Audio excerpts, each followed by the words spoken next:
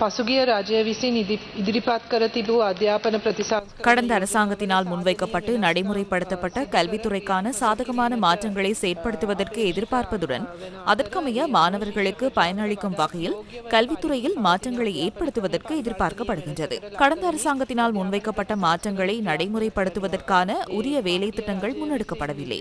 எனவே அதனை மறுசீரமைத்து 2026ஆம் ஆண்டாகும் போது எதிர்காலத்துக்கு பயனளிக்கும் வகையில் அந்த மாற்றங்களை ஏற்படுத்துவதற்கு எதிர்பார்க்கின்றோம். தகவல் தொழில்நுட்பம், கணக்கியல் உள்ளிட்ட பாடங்களில் சிறந்த மாற்றங்களை ஏற்படுத்தவுள்ளோம். அவ்வாறன்றி அந்த யோசனைகளை நிராகரிப்பதற்கு எதிர்பார்க்கவில்லை. விசேடமாக 3 துறைகளில் தலையீடு செய்ய எதிர்பார்க்கின்றோம். சிறந்த பயிற்சிக்கு அதிக கவனம் செலுத்த எதிர்பார்க்கின்றோம். பாடசாலைகளுக்கு தேவையான அடிப்படை வசதிகளை ஏற்படுத்திக் கொடுப்பதன் மூலம் பாடசாலைகளுக்கு இடையிலான வேறுபாட்டை நீக்க முடியும். இதனூடாக சிறந்த பாடசாலை கட்டமைப்பை உருவாக்குவதே எமது நோக்கம். பரீட்சை முறைமைக்கு பதிலாக மாணவர்களுக்கு சுமையை ஏற்படுத்தாத கல்வி முறைமையை வழங்குவதற்கு திட்டமிட்டுள்ளோம்.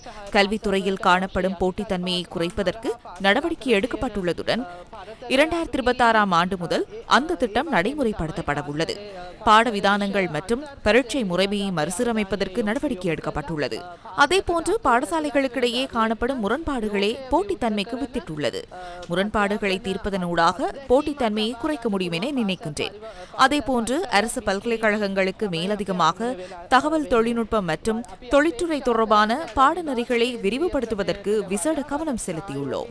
පුළුල් කිරීමට අපේ විශේෂ අවධානයක් අපි යොමු කරනවා. පාසල් දරුදරියන් பாடசாலை மாணவர்களுக்கு பாதணிகளை வழங்குவது தொடர்பில் அரசாங்கத்திடம் முறையான திட்டம் ஒன்று இருக்கின்றதா என்பதே எனது முதலாவது கேள்வி. චිත ක්‍රමවේදයක් තියනවාද මගේ පළමු අතුරු ප්‍රශ්න. මේ වෙනකොට අපිට තියෙන හොඳම 250க்கும் குறைவான மாணவர்கள் கல்வி கற்கும் பாடசாலைகளுக்கு பாதணிகளை பெற்றுக் கொடுப்பதற்கு திட்டமிட்டுள்ளோம். அதற்கமைய 7 லட்சம் மாணவர்களுக்கு இந்த வருடம் பாதணிகளை பெற்றுக் கொடுக்க நடவடிக்கை எடுத்துள்ளோம். දෙන්න අපි බලාපොරොත්තු වෙනවා. தரம் 5 புலமை பரிசில் பரீட்சைக்கான பெறுபேறு எப்போது வெளியிடப்படும் என கௌரவ பிரதமரிடம் வினவுகின்றேன். මේ වෙනකොටත් விடைத்தாள் மதிப்பீட்டு பணிகள் தற்போது முன்னெடுக்கப்பட்டுள்ளன.